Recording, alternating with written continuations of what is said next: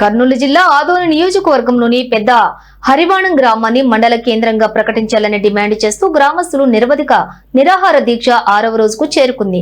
తమ డిమాండ్ నెరవేరే వరకు ఏ పార్టీ నాయకుడిని గ్రామంలోకి అడుగు పెట్టనివ్వబోమని గ్రామస్తులు తీర్మానం చేశారు. ఈ మేరకు గ్రామ సరిహద్దులు బస్టాండ్ వద్ద రాజకీయ నాయకులకు ప్రవేశం లేదు అని హెచ్చరిక బోర్డులను ఏర్పాటు చేశారు.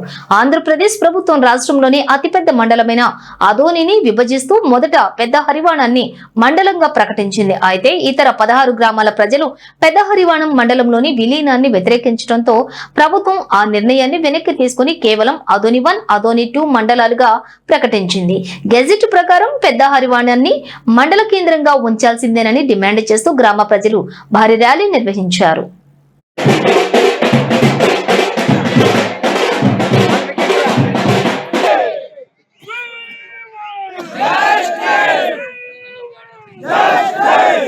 మండలం వచ్చేంత వరకు ఈ గ్రామంలో రాజకీయ నాయకులకు ప్రవేశం లేదు.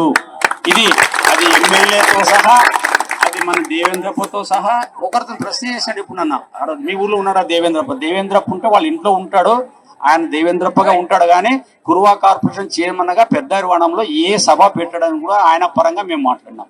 కాబట్టి బీజేపీ కాదు, ఏ పార్టీ కూడా లేదు. మండలం వచ్చేంత వరకు ఈ గ్రామంలో రాజకీయ నాయకులకు ప్రవేశం లేదు. అది ఎమ్మెల్యేతో